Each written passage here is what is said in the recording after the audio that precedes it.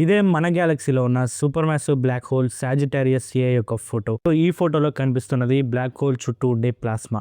అసలు black hole అంటే ఏంటి, చుట్టూ ఉండే ఈ ప్లాస్మా ఏంటి, ఇలాంటి ఎన్నో విషయాలను లాస్ట్ వీడియోలో సింపుల్గా ఎక్స్ప్లెయిన్ చేశాను. సో ఆ వీడియో ఖచ్చితంగా చూడడానికి ట్రై చేయండి. ఇక విషయానికి వస్తే ఈ ఫోటో తీసింది ఈవెంట్ హొరైజన్ టెలిస్కోప్. ఈ ఫోటోలో మనకు కనిపిస్తున్న బ్లాక్ హోల్ ఎంత దూరంలో ఉందో తెలిస్తే మీరంతా ఖచ్చితంగా షాక్ అవుతారు. సాజిటేరియస్ ఏ స్టార్ ఫోటో తీసింది 27,000 లైట్ ఇయర్స్ దూరం నుండి. ఇంత దూరం మధ్యలో మన గ్యాలక్సీలో చాలా డస్ట్ ఉంటుంది, చాలా గ్రహాలు ఉంటాయి. సో ఈ బ్లాక్ హోల్ని విజిబుల్ లైట్తో మనం చూడలేం. ఈ బ్లాక్ హోల్స్ని ఇన్ఫ్రారెడ్ లైట్తో మాత్రమే చూడగలం. ఈ ఇన్ఫ్రారెడ్ లైట్తో చూసినా సరే బ్లాక్ హోల్స్ మన స్కైలో చాలా చిన్నగా కనిపిస్తాయి.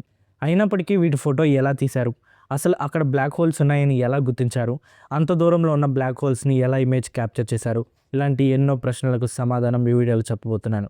వీడియో చాలా ఇంట్రెస్టింగ్గా ఉంటుంది. సో ఎక్కడ స్కిప్ చేయకుండా చివరి వరకు చూడండి. ఇక ఆలస్యం చేయకుండా వీడియోలోకి వెళ్ళిపోదాం.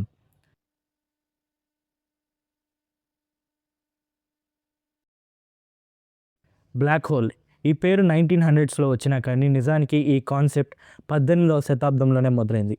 1783లో జాన్ మిచెల్ అనే ఫిలాసఫర్ విశ్వంలో డార్క్ స్టార్స్ అనేవి ఉండొచ్చు అని ఒక థియరీ పబ్లిష్ చేశాడు. సహజంగా విశ్వంలో ఆబ్జెక్ట్స్ యొక్క మాస్ ఇంక్రీజ్ అయ్యే కొద్దీ గ్రావిటీ కూడా పెరుగుతూ ఉంటుంది. సో దీన్ని బేస్ చేసుకుని జాన్ మిచెల్ అంతరిక్షంలో లైట్ స్పీడ్ కంటే ఎక్కువ ఎస్కేప్ వెలాసిటీ ఉండే, అలాగే అంత గ్రావిటీ ఉండే పెద్ద స్టార్స్ ఉండొచ్చు అని చెప్పారు. వీటికి జాన్ మిచెల్ డార్క్ స్టార్స్ అనే పేరు కూడా పెట్టాడు. ఇదే ఈ బ్లాక్ హోల్ కాన్సెప్ట్కి ప్రారంభం. ఎగ్జాక్ట్ బ్లాక్ హోల్ కాన్సెప్ట్ కాకపోయినా అసలు లైట్ స్పీడ్ కంటే ఎక్కువ ఎస్కేప్ వెలాసిటీ ఉండే కాన్సెప్ట్ ఇక్కడే మొదలైంది. జాన్ మిచెల్ మరొకటి కూడా చెప్పాడు. వీటికి ఎస్కేప్ వెలాసిటీ లైట్ స్పీడ్ కంటే ఎక్కువ కాబట్టి ఇవి మనకు కనబడకపోవచ్చు కూడా అని చెప్పాడు. సో ఈ కాన్సెప్ట్కి ఇక్కడే ఫౌండేషన్ పడింది. 1996లో పైరీ సైమన్ లాప్లేస్ అనే మరొక సైంటిస్ట్ ఇలాంటి విషయాన్ని చెప్పాడు. బట్ ఆ టైంలో ఉన్న సైంటిఫిక్ అడ్వాన్స్మెంట్ వల్ల దీని గురించి పెద్దగా చర్చ జరగలేదు. ఈ కాన్సెప్ట్కి పెద్దగా పాపులారిటీ కూడా రాలేదు. చాలామంది సైంటిస్ట్ వీటిని జస్ట్ ర్యాండమ్ ప్రెడిక్షన్స్గానే చూశారు. బట్ 1916లో ఒక యువ శాస్త్రవేత్త ఈ కాన్సెప్ట్ని మళ్ళీ వెలుగులోకి తెచ్చాడు. ఆ యువ శాస్త్రవేత్త పేరే ఆల్బర్ట్ ఐన్స్టీన్. ఆల్బర్ట్ ఐన్స్టీన్ 1916లో పబ్లిష్ చేసిన థియరీ ఆఫ్ జనరల్ రిలేటివిటీలో బ్లాక్ హోల్స్కి మ్యాథమెటికల్ సొల్యూషన్స్ తీసుకొచ్చారు. అప్పటిదాకా ఒక ర్యాండమ్ ప్రెడిక్షన్గా ఉన్న బ్లాక్ హోల్ కాన్సెప్ట్కి మ్యాథమెటికల్ ఈక్వేషన్ కూడా వచ్చింది. బట్ ఐన్స్టీన్ థియరీ కూడా బ్లాక్ హోల్స్కి ఒక ఫ్రేమ్ వర్క్ బేస్ లాంటిదే. సో 1916లో Karl Schwarzschild Einstein theory of general రిలేటివిటీని యూజ్ చేసి ఐన్స్టీన్ యొక్క ఈక్వేషన్స్ని సాల్వ్ చేసి ఒక రేడియస్ కనిపెట్టారు. ఈ రేడియస్ పేరు స్వార్చైల్డ్ రేడియస్. ఈ రేడియస్ నిజానికి బ్లాక్ హోల్ దగ్గర లైట్ కూడా ఎస్కేప్ అవ్వలేని ఏరియాకి బార్డర్. ఈ క్యాలిక్యులేషన్స్తో ఐన్స్టీన్ని కూడా ఆశ్చర్యపరిచే ఒక కొత్త కాన్సెప్ట్ని స్వార్చైల్డ్ కనిపెట్టాడు. అదే సింగులారిటీ. సో బ్లాక్ హోల్ ఉండొచ్చు అనే అండర్స్టాండింగ్ చాలామంది సైంటిస్టులకి వచ్చింది. 1937లో Indian American scientist Subrahmanyam Chandrasekhar ఒక వైట్ డ్వార్ఫ్ స్టార్ లేదా న్యూక్లియర్ ఫ్యూయల్ అయిపోయిన స్టార్ గ్రావిటీ వల్ల కంప్రెస్ అయిపోకుండా ఉండాలంటే దాని మాస్ సన్ కంటే 1.44 టైమ్స్ మాత్రమే ఎక్కువ ఉండాలి. సన్ కంటే 1.44 టైమ్ మాస్ దాటితే ఆ స్టార్ని గ్రావిటీ కంప్రెస్ చేసేస్తుంది. ఇదే చంద్రశేఖర్ లిమిట్. కార్ల్ స్వార్చైల్డ్ క్యాలిక్యులేషన్స్ అలాగే సుబ్రహ్మణ్యం చంద్రశేఖర్ క్యాలిక్యులేషన్స్ అన్నీ కూడా మ్యాథమెటికల్ సొల్యూషన్స్ మాత్రమే.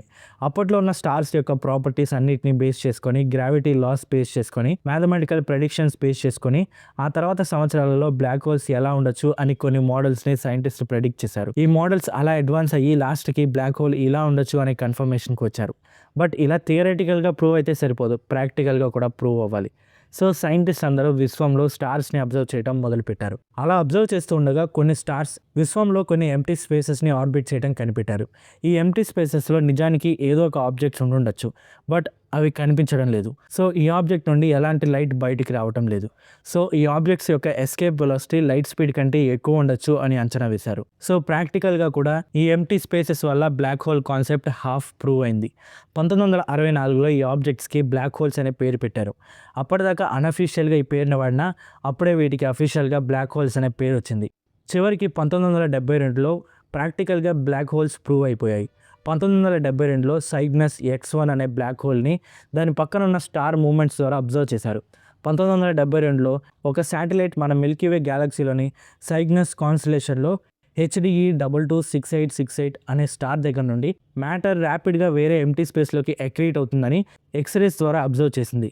సో ఈ స్టార్ ఆర్బిట్ చేస్తున్న ఎంప్టీ స్పేస్ నిజానికి ఎంప్టీ స్పేస్ కాదు, ఇక్కడ ఒక ఆబ్జెక్ట్ ఉందని కనిపెట్టారు. సో బ్లాక్ హోల్స్ ఉన్నాయని, ఇవి వేరే స్టార్స్ని మింగేస్తాయని కూడా కనిపెట్టారు. అలా అప్పటి నుండి బ్లాక్ హోల్ యొక్క ఇమేజ్ తీయాలని ప్రయత్నాలు మొదలుపెట్టారు. బట్ ఈ ఇమేజ్ సాధించాలంటే ఎన్నో ఛాలెంజెస్ ఫేస్ చేయాలి. ఈ ఛాలెంజెస్ అన్నీ క్లియర్ అయింది 2017లో. 2017లో ఇమేజ్ తీయడానికి సరిపడా టెక్నాలజీ కూడా అడ్వాన్స్ అయింది. బ్లాక్ హోల్ నుండి ఎలాంటి లైట్ రాదు. సో చుట్టూ ఉండే అక్రీషన్ డిస్క్ని క్యాప్చర్ చేస్తే మధ్యలో బ్లాక్ హోల్ ఉంటుంది. ఈ బ్లాక్ హోల్ ఇమేజ్ తీయడానికి ఉన్న మెయిన్ ఛాలెంజెస్లో మొదటిది విజిబుల్ లైట్. గ్యాలక్సీలో ఎంతో డస్ట్ ఉంటుంది. సో ఈ డస్ట్ని దాటుకొని విజిబుల్ లైట్ ట్రావెల్ చేయలేదు. అక్రీషన్ డిస్క్లో ఉండే ప్లాస్మా రేడియో వేవ్స్ని ఎమిట్ చేస్తుంది. సో ఈ డస్ట్ దాటుకొని ఈ రేడియో వేవ్స్ మాత్రమే ట్రావెల్ చేస్తాయి. సో దీన్ని విజిబుల్ లైట్ ద్వారా చూడలేం, కానీ ఈ రేడియో వేవ్స్ని అబ్జర్వ్ చేయొచ్చు. సో దీనికోసం స్పెషల్ రేడియో టెలిస్కోప్స్ కావాలి. ఈ రేడియో టెలిస్కోప్స్ విజిబుల్ లైట్ కాకుండా ఇన్ఫ్రారెడ్ లైట్ని, హీట్ని డిటెక్ట్ చేసే సెన్సార్స్ కలిగి ఉంటాయి. ఈ ఇన్ఫ్రారెడ్ లైట్ ద్వారానే మనం గ్యాలక్సీ మధ్యలోకి జూమ్ చేసి చూడగలం. ఇక రెండవ ఛాలెంజ్ యాంగులర్ రెజల్యూషన్. రేడియో వేవ్స్ని రిసీవ్ చేసుకున్నా కానీ ఇమేజ్ ప్రాపర్గా రావాలంటే యాంగులర్ రెజల్యూషన్ చాలా తక్కువ ఉండాలి. యాంగులర్ రెజల్యూషన్ అంటే రెండు రేడియో సోర్స్ పాయింట్స్ మధ్యలో ఉండే మినిమం యాంగిల్. ఇది ఈజీగా అర్థమయ్యేలా చెప్పాలంటే మనం మొబైల్స్తో కంపేర్ చేయొచ్చు. మన మొబైల్స్లో 144p నుండి 1080 వరకు, కొన్ని మొబైల్స్లో 2K 4K వరకు కూడా రెజల్యూషన్ ఉంటుంది. ఈ రెజల్యూషన్స్లో మనకి డిఫరెన్స్ కనిపిస్తుంది. 144pలో ఇమేజ్ చాలా బ్లర్గా ఉండటంతో పాటు ఫ్రేమ్లో చాలా పాయింట్స్ మనకు అర్థం కావు. దీనికి కారణం ఈ ఫోటో తక్కువ పిక్సెల్స్తో తయారైంది. అంటే ఇమేజ్ జస్ట్ కొన్ని పాయింట్స్తో తయారైంది. బట్ అదే 4K ఇమేజ్ చూస్తే ఫ్రేమ్లోని ప్రతి పార్ట్ క్లియర్గా అర్థమవుతుంది. ఎందుకంటే ఇమేజ్లో ఎక్కువ పిక్సెల్స్ ఉన్నాయి, అంటే ఎక్కువ పాయింట్స్ ఇమేజ్లో ఉన్నాయి. ఇదే కాన్సెప్ట్ టెలిస్కోప్స్ యాంగులర్ రెజల్యూషన్ దగ్గర కూడా పనిచేస్తుంది. బ్లాక్ హోల్ దగ్గర నుండి వచ్చే లైట్ ఎక్కువ పాయింట్స్ నుండి టెలిస్కోప్ రిసీవర్కి చేరుకోవాలి. ఒకవేళ తక్కువ పాయింట్స్ అయితే ఇమేజ్ ఇలా ఉంటుంది. సో ఇది అసలు బ్లాక్ హోల్ ఇమేజ్ అయినా కాదనే డౌట్ కూడా వచ్చేస్తుంది. బ్లాక్ హోల్ మధ్యలో ఉండాల్సిన షాడో కనిపించకపోవచ్చు. సో సింపుల్గా చెప్పాలంటే ఇమేజ్లో తక్కువ పాయింట్స్ ఉంటే యాంగులర్ రెజల్యూషన్ ఎక్కువ ఉంటుంది. అదే ఎక్కువ పాయింట్స్ ఉంటే యాంగులర్ రెజల్యూషన్ తక్కువ ఉంటుంది. సో దీనికోసం టెలిస్కోప్ యాంగులర్ రెజల్యూషన్ చాలా తక్కువ ఉండాలి. యాంగులర్ రెజల్యూషన్ తక్కువ ఉండాలంటే టెలిస్కోప్ రేడియస్ ఎక్కువ ఉండాలి, అంటే సైజ్ పెద్దగా ఉండాలి. సో యాంగులర్ రెజల్యూషన్ బ్లాక్ హోల్ని క్యాప్చర్ చేయడానికి ఎంత ఉండాలో తెలిస్తే షాక్ అవుతారు. అలా ఉండాలంటే టెలిస్కోప్ మన ఎర్త్ సైజ్ ఉండాలి. ఎర్త్ సైజ్ ఉన్న టెలిస్కోప్తోనే పర్ఫెక్ట్ బ్లాక్ హోల్ ఇమేజ్ వస్తుంది. బట్ అది అసాధ్యమైన పని. మనం అంత పెద్ద టెలిస్కోప్ తయారు చేయలేం. ఇక మరొక ఛాలెంజ్ సైజ్. ఈ బ్లాక్ హోల్స్ నుండి వచ్చే రేడియో వేవ్స్ కూడా స్కైలో ఎంత చిన్న పాయింట్లో ఉంటాయో తెలుసా? ఆ సైజ్ మన భూమి నుండి మూన్ సర్ఫేస్కి జూమ్ చేసి మూన్ సర్ఫేస్ మీద ఉన్న చిన్న బాల్ని చూడటంతో సమానం. దీనికి ఎంత పెద్ద జూమ్ లెన్స్ కావాలో మీరే ఆలోచించండి. మన స్కైని 180 degreesగా తీసుకుంటే దాంట్లో 1 degreeని సెలెక్ట్ చేసి దాన్ని 60 పార్ట్గా డివైడ్ చేసి ఆ 60 పార్ట్లో ఒక పార్ట్ని సెలెక్ట్ చేసుకొని దాన్ని మరో 60 పార్ట్స్గా డివైడ్ చేసి దాంట్లో ఒక పార్ట్ సెలెక్ట్ చేసి దాన్ని 300 పార్ట్స్గా డివైడ్ చేస్తే ఆ 300 పార్ట్స్లో ఒక పార్ట్లో బ్లాక్ హోల్ కనిపిస్తుంది. అంత జూమ్ చేసి ఆ బ్లాక్ హోల్ వైపు పొజిషన్ చేస్తే అప్పుడు ప్లాస్మా నుండి వచ్చే రేడియేషన్తో ఇమేజ్ ఫామ్ చేయొచ్చు. ఈ వాల్యూనే సైన్స్ భాషలో మైక్రో ఆర్క్ సెకండ్స్ అంటారు. మన స్కైలో బ్లాక్ హోల్ యొక్క వాల్యూ దాదాపు 40 మైక్రో ఆర్క్ సెకండ్స్. సో మనం ఆకాశంలో అంత చిన్న సైజు ఉన్న బ్లాక్ హోల్ దాకా జూమ్ చేయాలంటే కూడా మన ఎర్త్ సైజ్ టెలిస్కోప్ కావాలి. సో ఈ 3 ఛాలెంజెస్కి ఉన్న సొల్యూషన్ ఎర్త్ సైజ్ టెలిస్కోప్. దీంతో ఈ ప్రాబ్లమ్ని సాల్వ్ చేయడానికి సైంటిస్ట్ ఎర్త్ని ఒక టెలిస్కోప్గా మార్చాలనుకున్నారు. సో మన ఎర్త్ని ఒక పెద్ద టెలిస్కోప్గా మార్చారు. ఈ పెద్ద టెలిస్కోప్ పేరే ఈవెంట్ హరైజన్ టెలిస్కోప్. ఎర్త్ ఎలా టెలిస్కోప్గా మారింది అనే డౌట్ మీకు రావచ్చు. ఈవెంట్ హరైజన్ కొలాబరేషన్లో సైంటిస్ట్ ఎర్త్ మీద 8 కంటే ఎక్కువ లొకేషన్స్లో రేడియో టెలిస్కోప్స్ ఏర్పాటు చేశారు. ఈ రేడియో టెలిస్కోప్స్ ఒకదాని తర్వాత ఒకటి కోఆర్డినేషన్తో సైమల్టేనియస్గా బ్లాక్ హోల్ని అబ్జర్వ్ చేస్తాయి. ఈ టెక్నిక్నే very long base line interferometry అంటారు. ఈ radio telescopes normal radio dishes లాగా సిగ్నల్స్ని ఒక సెంట్రల్ రిసీవర్ పాయింట్కి బౌన్స్ చేయవు. ఈ టెలిస్కోప్స్ ప్రతి రేడియో సిగ్నల్ని, టైంని హార్డ్ డిస్క్లలో రికార్డ్ చేస్తాయి. సో దీనివల్ల కొన్ని పెటాబైట్స్ డేటా రికార్డ్ అవుతుంది. పెటాబైట్స్ అంటే టెరాబైట్స్ కంటే ఎక్కువ. బట్ ఈ ఆపరేషన్ చేయాలంటే ఎర్త్ బ్లాక్ హోల్ వైపు ఫేస్ అయి ఉండాలి. సన్ ఆర్బిట్లో ఎర్త్ బ్లాక్ హోల్కి దగ్గర పొజిషన్లో ఉండాలి. క్లైమేట్ కూడా వీల్గా ఉండాలి. సో ఈ కండిషన్స్ని బట్టి చూస్తే ఈ ఫోటో తీయడానికి సంవత్సరానికి దాదాపు ఒక్కరోజు మాత్రమే వీలవుతుంది. సో క్లైమేట్ రిపోర్ట్స్ని బట్టి ఇమేజ్ కోసం డేట్, టైం సెలెక్ట్ చేశారు. ఈ ఈవెంట్ హరైజన్ టెలిస్కోప్ కొలాబరేషన్లోని locations: Arizona, Arizona, Spain, Mexico, Hawaii, Chile అలాగే సౌత్ పోల్. సో ఈ లొకేషన్స్లో ఉన్న దాదాపు 10 అబ్జర్వేటరీస్ నుండి ఈ ఆపరేషన్ మొదలుపెట్టారు. క్లైమేట్ కోసం ఏప్రిల్ మంత్ని సెలెక్ట్ చేశారు. 2019 ఏప్రిల్లో event horizon telescope collaboration MS-87 black హోల్ని అబ్జర్వ్ చేయడం మొదలుపెట్టింది. ఒకటి తర్వాత ఒకటి టెలిస్కోప్స్ అన్ని బ్లాక్ హోల్ వైపు పాయింట్ అయ్యాయి. ఈ అబ్జర్వేషన్ రియల్ టైంలో సైంటిస్టులకు కనిపించదు. జస్ట్ ఈ టెలిస్కోప్స్ బ్లాక్ హోల్ ప్లాస్మా నుండి వచ్చే రేడియో ఎమిషన్స్ని అలాగే టైంని రికార్డ్ చేసి హార్డ్ డ్రైవ్స్లోకి స్టోర్ చేసుకుంటాయి. దాదాపు 5 నైట్స్ వరకు ఈ అబ్జర్వేషన్ జరిగింది.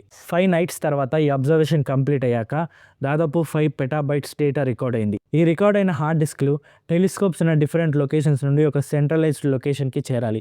సో చాలా జాగ్రత్తగా ఈ స్టోరేజ్ డివైజెస్ని ల్యాబ్స్కి తీసుకొచ్చి ల్యాబ్లో డేటా అంతా రికార్డ్ అయిన టైంని బట్టి అసెంబుల్ చేశారు. ఈ డేటా అంతా ఫ్రీక్వెన్సీస్లో ఉంటుంది. సో ఈ ఫ్రీక్వెన్సీస్ని బట్టి ఇమేజ్ తయారు చేశారు. ఇమేజ్ ఫార్మేషన్ కోసం కొన్ని స్పెషల్ అల్గోరిథమ్స్ కూడా యూజ్ చేశారు. వచ్చిన డేటాలో మొత్తం కంప్లీట్ ఇమేజ్కి ఉపయోగపడదు, కొంత డేటా మిస్ అవుతుంది. సో ఈ అల్గోరిథమ్స్ మ్యాథమెటికల్ క్యాలిక్యులేషన్స్ అలాగే ఫిజిక్స్ లాస్ వాడి ఈ గ్యాప్స్ని ఫిల్ చేస్తాయి. సో అలా చివరికి ఈ ఇమేజ్ ఫామ్ అయింది. 2019లో ఇదే పద్ధతి వాడి మన గ్యాలక్సీలోని సాజిటేరియస్ ఏ స్టార్ ఫోటో కూడా తీశారు. అలా తీసిన ఫోటో ఇదే. ఈ 2 ఫొటోస్లో బ్లాక్ హోల్ అచ్చం సైంటిస్టులు ప్రెడిక్ట్ చేసినట్టే ఉంది కదా. సో ఈ photos Einstein theory of general రిలేటివిటీని ప్రూవ్ చేశాయి. జస్ట్ ఐన్స్టీనే కాదు, ఆ టైంలో బ్లాక్ హోల్స్ని ప్రెడిక్ట్ చేసిన సైంటిస్ట్ని కూడా ప్రూవ్ చేసింది. నిజానికి ఇది మనం అనుకున్నంత ఈజీ పని కాదు. ఎందుకంటే 2017లో జరిగిన అబ్జర్వేషన్స్ని ఇమేజ్ తయారు చేయడానికి దాదాపు 2 సంవత్సరాల సమయం పట్టింది. 2017లో జరిగిన అబ్జర్వేషన్స్ నుండి ఇమేజ్ 2019లో రిలీజ్ అయింది. దీన్ని బట్టి అర్థం చేసుకోవచ్చు ఇది ఎంత కష్టమైన పనో. సో అలా అంతరిక్షంలో రహస్యంగా చీకటిగా ఉన్న ఈ ప్రదేశాల్లో ఏముందో మనుషులు కనిపెట్టారు. వీడియో నచ్చితే లైక్ చేసి సబ్స్క్రైబ్ చేసుకోండి. మళ్ళీ కలుద్దాం మరొక ఇంట్రెస్టింగ్ సైన్స్ వీడియోతో. Thanks for watching.